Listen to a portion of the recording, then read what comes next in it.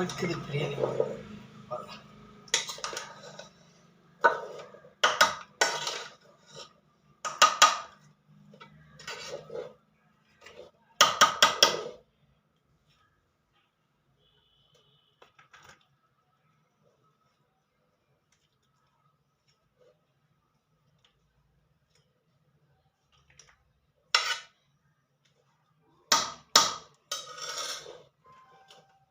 பிரியாணி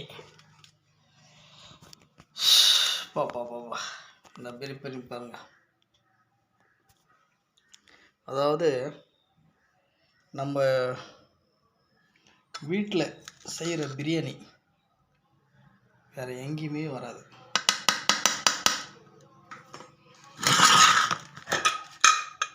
அவ்வளோதான், அது மூடிடுவோம், வச்சிருவோம்.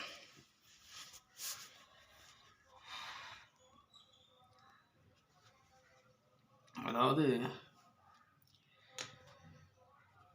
இந்த பிரியாணி பார்த்தோம்னா வேர்த்து கொட்டிச்சு.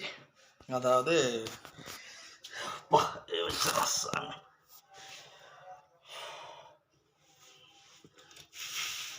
இந்த பாருங்க,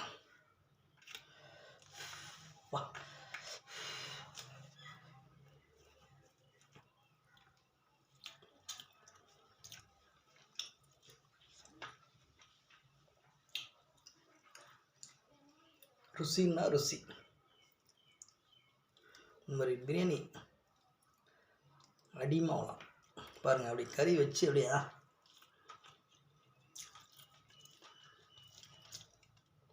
எந்த ஒரு இதுவும் இல்லை, நம்ம சொந்த செலவு தான்.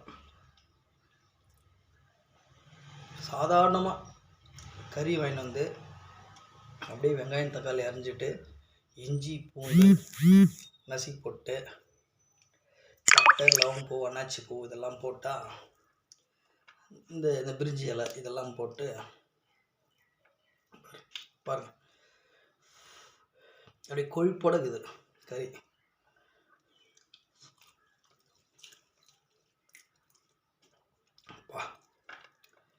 இந்த பட்டை அப்படியே போட்டு நம்ம செய்த வாசனை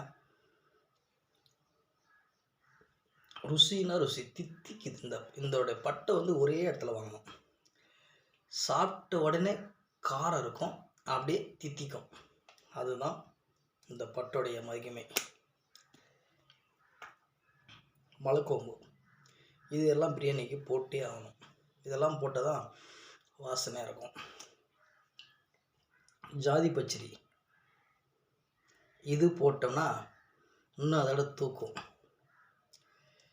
கல்பாசி கல்பாசி இதுவும் பிரியாணிக்கு போடணும்.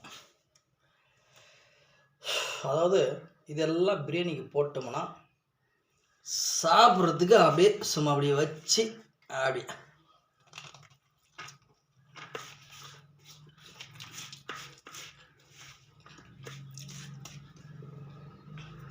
அவ்வளோ ருசி.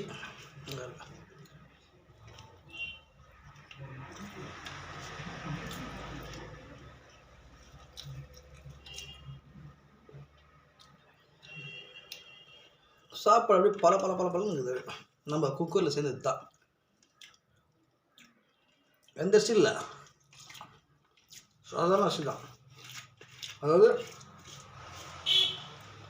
எங்கள் கொல்லியில் விளைஞ்சது நெல், அந்த நெல் குத்தினி வந்து அந்த அரிசி ஆக்கி அந்த அரிசியில் செஞ்சது தான் இந்த பிரியாணி. பிரியாணி அரிசி செய்கிறதுன்னு இல்லை, செய்கிறவன் எப்படி அப்படி ஆளாக இருந்தால் எங்கள் நெல் எங்கள் வயலில் நெஞ்ச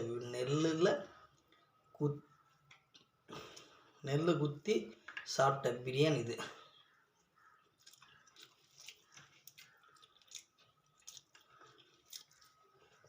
எதுவுமே இல்லைங்க, நம்ம மண்ணில் விளைஞ்சது. பாருங்கள் எவ்வளோ சூப்பராக இருக்குது.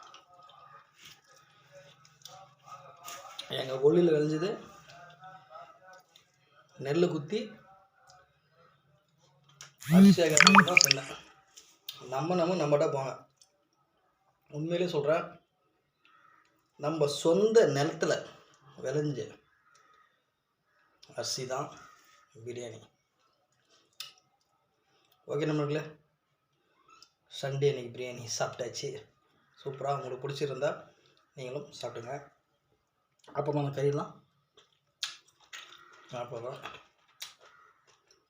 ஓகே.